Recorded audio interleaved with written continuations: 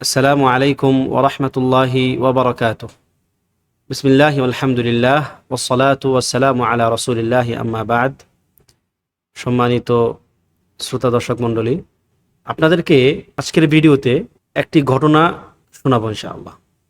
ঘটনাটি আশা করছি আমাদের প্রত্যেকের জীবনে, বিশেষ করে যারা তুল্লাবুল ইলম, যারা ইলম অর্জন করছি আমাদের জীবনে এটি একটি শিক্ষণীয় ঘটনা হবে ইনশাআল্লাহ।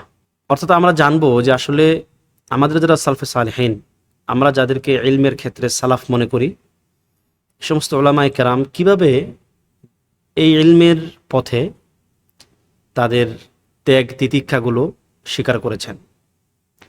ঘটনাটি হচ্ছে ইমাম আহমদ বিন হাম্বল রাহিমাহুল্লাহ এবং তার ছাত্র বাকি বিন মাখলাদ রাহিমাহুল্লাহ, এই দুইজনের মধ্যকার ঘটনা। আপনারা যেমনটা জানেন যে ইমাম আহমদ বিন হাম্বল রাহিমাহুল্লাহ এমনিতেও তিনি সফর করতেন, ইলমি সফর তার অনেক আছে। তিনি মক্কায় সফর করেছেন 5টি। চিন্তা করতে পারেন, বাগদাদ থেকে মক্কা সফর, এটা তখনকার সময়ে সহজ ছিল না, কিন্তু তিনি মক্কায় 5 বার সফর করেছেন। তার মধ্যে 3টি ছিল মক্কার যারা আহলুল ইলম, যারা ইলমি ব্যক্তিত্ব, উলামায়ে কেরাম, তাদের সঙ্গে সাক্ষাৎ করে তাদের কাছ থেকে ইলম নেওয়ার উদ্দেশ্য। এভাবে তিনি বিভিন্ন সময়ে সফরগুলো করেছেন বিভিন্ন জায়গাতে। এমনকি তিনি তার নিজের ঘটনা বর্ণনা করছেন যে তিনি এক সফরে খরচ করেছেন 30 দিরহাম। 30 দিরহাম মানে কি? 3 দিনার, মানে খুবই সামান্য একটা খরচ। বাগদাদ বা ইরাক থেকে মক্কা সফর কত দূরত্বের একটা সফর। কখনো কোনো তিনি পায়ে হেঁটেছেন, কখনো কখনো বাহন পেলে বাহনে উঠেছেন, এরকম মানে খুবই একটা লম্বা সফর, কিন্তু মাত্র 30 দিরহাম দিয়ে তিনি এই সফরটা করেছেন।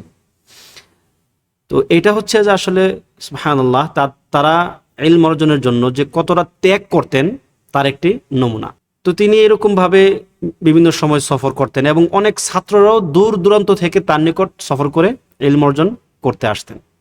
তো যখন খালকে কোরআনের যে ফিতনা, মুতাজিলারা যেই একটা ফিতনা মানে শুরু করলো, যে তারা বলল যে কোরআন আল্লাহর সৃষ্টি, কিন্তু আহলুস সুন্নাহ ওয়াল জামাআহ উলামায়ে কেরাম, বিশেষ করে ইমাম আহমদ রাহিমাহুল্লাহ, তিনি তো খুব শক্ত অবস্থান নিলেন যে না, কোরআন আল্লাহ তাআলার কালাম, তার বাণী, এটা তার সিফা। তো এইরকম একটি ফিতনার সময়ে, একটা সময় যখন ফিতনা অনেক বেশি ছড়ে গেল, তখন তার সময়কার যিনি উলিল আমর ছিলেন, খলিফা, আব্বাসী খলিফা, তিনি তাকে বললেন যে আপনি এখন থেকে আর দার্স তাদরিস করবেন না। অর্থাৎ তিনি তো মসজিদে তার ছাত্ররা আসতো, তিনি তাদেরকে সেখানে হাদিস শিক্ষা দিতেন, ইলম শিক্ষা দিতেন। তো তাকে নিষেধ করা হলো যে আপনি দার্স তাদরিস থেকে বিরত থাকবেন। তো তিনিও উলিল আমর নির্দেশ দিয়েছেন, সেটা তো মানতেই হবে। তো তিনি মসজিদে আমভাবে দার্স দেওয়া বন্ধ করে দিলেন। তিনি মসজিদে যান, বাসায় আসেন, এই হলো তার যাওয়া আসার মধ্যে একটা ব্যাপার চলে আসলো। অর্থাৎ তিনি আমভাবে আর তার ছাত্রদেরকে নিয়ে দার্সে বসছেন না। কিন্তু এরই মাঝে সুদূর আন্দালুস থেকে, ওখান থেকে একজন ব্যক্তি সফর করে আসলেন কোথায়? বাগদাদে, ইমাম আহমদ বিন হাম্বল রাহিমাহুল্লাহর কাছ থেকে ইলম নেওয়ার জন্য। তিনি হচ্ছেন বাকি বিন মাখলাদ রাহিমাহুল্লাহ তাআলা। তো তিনি যখন বাগদাদে আসলেন, তিনি তো বাগদাদের অবস্থা তখনও তিনি জানেন না যে এখানে কি চলছে, ইমাম আহমদের সঙ্গে কি হচ্ছে, তাকে নিষেধ করা হয়েছে দার্সের ব্যাপারে। তো তিনি তার নিকট গেলেন, খুঁজে তাকে বের করলেন যে আবু আবদুল্লাহ কোথায়, আমি তার কাছ থেকে ইলম নিব। তো যখন তিনি তার কাছে গেলেন, তখন বললেন যে তুমি কোথা থেকে আসছো? বললো যে আমি আন্দালুস থেকে আসছি।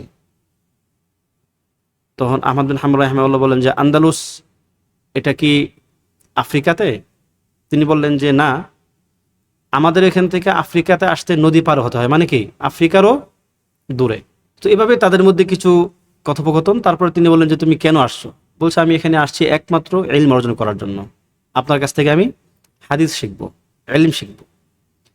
তখন তিনি তাকে বললেন যে তুমি তো জানো যে আমার এখানে আমাকে নিষেধ করা হয়েছে ইলমি মাজলিসগুলো করার ক্ষেত্রে।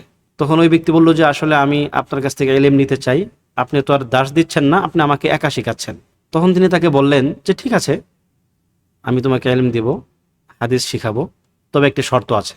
বললেন যে ঠিক আছে, বলুন না আপনার শর্তটা কি। তিনি বললেন যে তুমি বাগদাদে মানে ইরাকে তুমি যতদিন থাকবে কোনো ইলমি মাজলিসে বসতে পারবে না।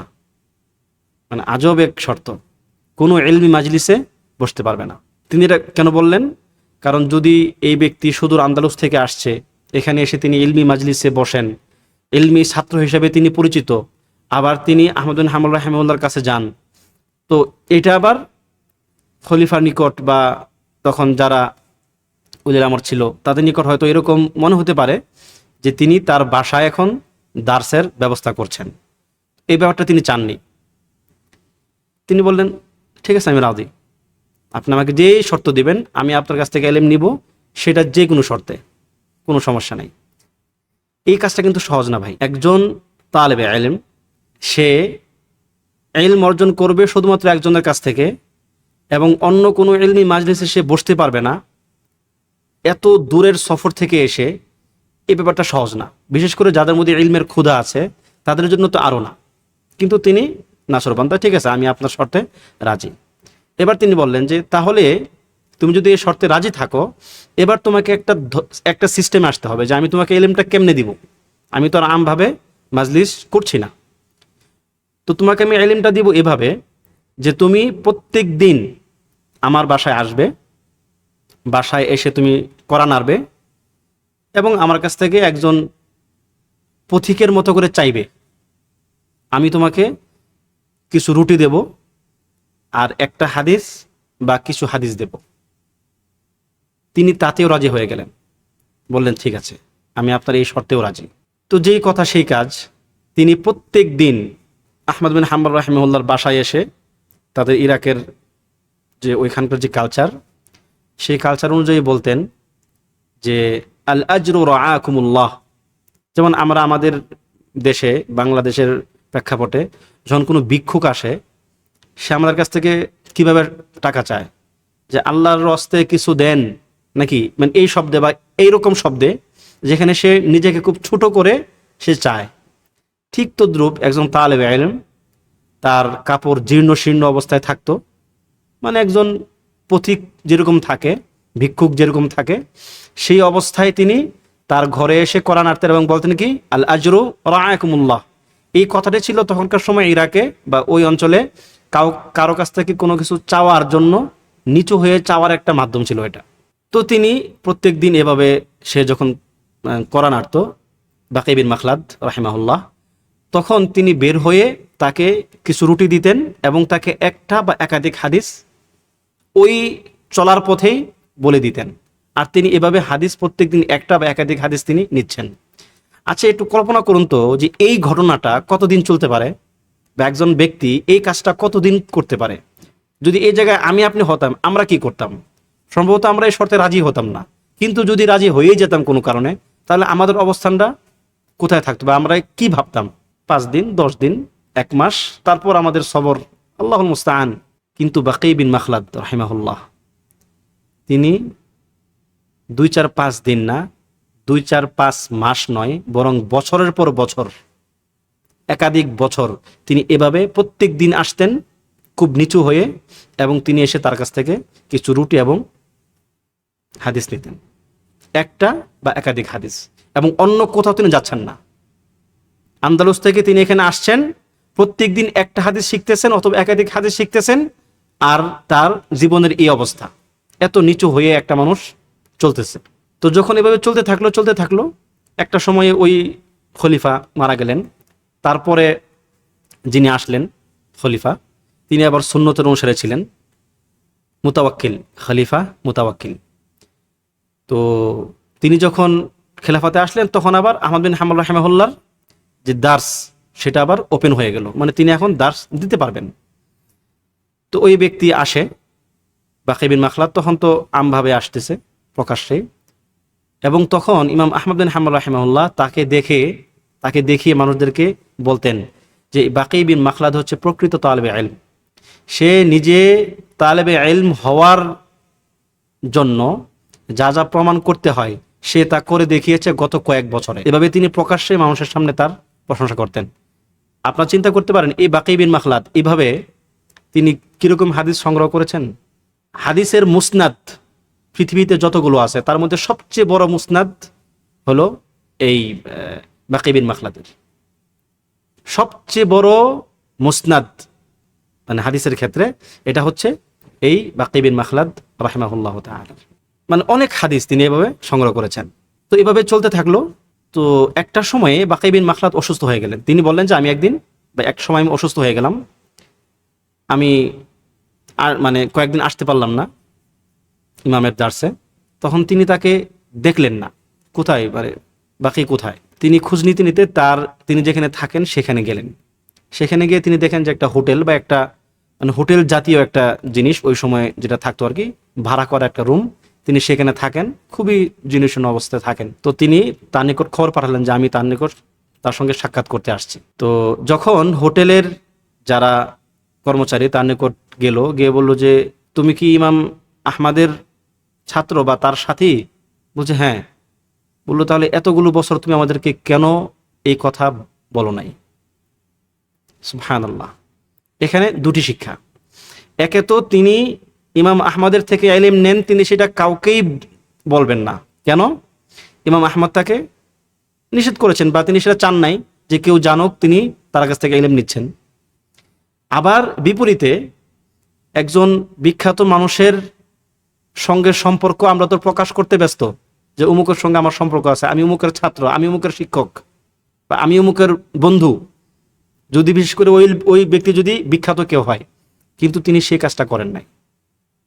তো এটা ছিল তাদের ওয়ার এবং তাকওয়ার একটা বহিঃপ্রকাশ, যে তারা যা কিছু করতেন একমাত্র আল্লাহ সুবহানাহু ওয়া তাআলার জন্য করতেন। তো যাই হোক, তিনি তার নিকট আসলেন, এসে তাকে বললেন যে ফাকাদ নাক ফাজুর নাক, যে আমি তোমাকে খুব মিস করতেছিলাম, তাই তোমার সঙ্গে সাক্ষাৎ করতে আসলাম। জাদাকাল্লাহু সাওয়াবা, আল্লাহ তাআলা তোমার আজর বৃদ্ধি করে দেন, তুমি যে কষ্ট করেছো এই ইলমের পথে তিনি তোমার আজর বৃদ্ধি করে দেন। এরপরে তিনি তাকে একটা কথা বললেন। এই কথাটা হচ্ছে এই ঘটনার একটা গুরুত্বপূর্ণ অংশ, যে কথাটা আপনাদেরকে আমি বিশেষভাবে বলতে চাই। সেটা হচ্ছে তিনি তাকে বললেন, ইয়া বাকি, হে বাকি, ইন্না আইয়ামাস সিহহাতি লা সাকামা ফিহা ওয়া ইন্না আইয়ামাস সাকামি লা সিহহাতা ফিহা। যে একজন ব্যক্তির যখন সুস্থতার জীবন সে কাটায়, ওই সুস্থতার জীবনে সে অসুস্থ হয় না। আবার যখন সে অসুস্থ হয়ে যায়, তখন ওই অসুস্থ জীবনের মধ্যে কোনো সুস্থতা থাকে না। সুতরাং আলাকাল্লাহু ইলাল আফিয়া, আল্লাহ তাআলা তোমাকে নিরাপত্তা দান করুন এবং তোমাকে নিরাপদ রাখুন। ওয়া মাসাহা আনকা বিয়ামিনিহি শাফিয়া, যে তিনি তার যে শিফার যে দক্ষিণ হস্ত ডান হাত, তা দিয়ে তিনি তোমাকে মাসেহ করে দেন বা তিনি তোমাকে সুস্থ করে দেন। মূল কথা হচ্ছে এটা। দেখেন এর আগের যে কথাটা, যে ইন্না আইয়ামাস সিহহা লা সাকামা ফিহা, সুস্থতার সময় অসুস্থ বা অসুস্থতা থাকে না। এটা হচ্ছে একজন তালিবে ইলমের জন্য গুরুত্বপূর্ণ শিক্ষা। আপনি যখন সুস্থ আছেন, আপনি তখন অসুস্থের মতো হয়ে যাবেন না। অসুস্থ হলে কিন্তু আপনি ইলম অর্জন করতে পারবেন না, আপনি আমল করতে পারবেন না। আপনি এখন সুস্থ অবস্থায় যে কাজগুলো করতে পারবেন, এই কাজগুলো আপনি অসুস্থ হয়ে গেলে করতে পারবেন না। সুতরাং এই সুস্থতার সময়টাকে আপনি অসুস্থদের মতো করে কাটাবেন না। মানে আপনি কিছু করতেছেন না, বসে আছেন, সময় নষ্ট করতেছেন বা তুলনামূলক কম গুরুত্বপূর্ণ কাজে ব্যস্ত আছেন, এই ব্যাপারগুলো সুস্থতার সময় অ্যাটলিস্ট করবেন না। কেননা ব্যক্তি জানে না যে তার জীবনে সে কতদিন সুস্থ থাকবে, সে কতদিন পরে সে অসুস্থ হয়ে যাবে। একটা সময় সে যখন অসুস্থ হয়ে যাবে বা অপারগ হয়ে পড়বে, তখন সে আফসোস করবে। এবং এটা হাদিস থেকে আমরা এই ব্যাপারে দলিল পাই যে ওয়াখুয মিন সিহহাতিকা লিমারাদিক, হাদিসে আসছে ইগতানিম খামসান কাবলা খামসিন, মূল হাদিস, যে তুমি 5টি জিনিস আসার আগে বা 5টি বিষয়ের আগে 5টি জিনিসকে মূল্যায়ন করো। তার মধ্যে একটা কি? ওয়াখুয মিন সিহহাতিকা কাবলা মারাদিক, এবং তুমি সুস্থ অবস্থায় তুমি এমন কিছু গ্রহণ করো বা এমন কিছু করো যা তুমি অসুস্থ হলে করতে পারবে না। তো এটা হলো একজন তালিবে ইলমের জন্য খুবই গুরুত্বপূর্ণ শিক্ষা। এবং এই কথাটার জন্যই মূলত এই এত বেশ লম্বা একটা ঘটনা আপনাদেরকে বললাম, যদিও ঘটনার আগেও বেশ কিছু শিক্ষা আমাদের ছিল, কিন্তু মূল হচ্ছে এই কথাটা যে আমরা যেন আমাদের সময়গুলোকে কাজে লাগাই। আমি প্রথমে আমাকে বলছি, তারপর আপনাদেরকে বলছি যে সময়গুলোকে হেলায় ফেলায় নষ্ট করবেন না। সুস্থ আছেন, নিরাপদে আছেন, ভালো আছেন, এটা একটা নিয়ামা। এই নিয়ামা কতদিন স্থায়ী হবে সেটা আপনি জানেন না, কিন্তু এই নিয়ামাটাকে আপনার কাজে লাগাতে হবে, এটা সত্য। তো আল্লাহ সুবহানাহু ওয়া তাআলা আমাদেরকে এই ব্যাপারগুলো উত্তমভাবে বুঝে আমলের তৌফিক দান করুন, এবং আমরা যেন আমাদের সময়গুলোকে আল্লাহ তাআলার সন্তুষ্টির জন্য ব্যয় করতে পারি, সেই তৌফিক কামনা করে আজকের আলোচনা এখানে শেষ করছি। ওয়া সাল্লাল্লাহু ওয়া সাল্লামা আলা নাবিয়্যিনা মুহাম্মদ ওয়া আলা আলিহি ওয়া সাহবিহি আজমাইন।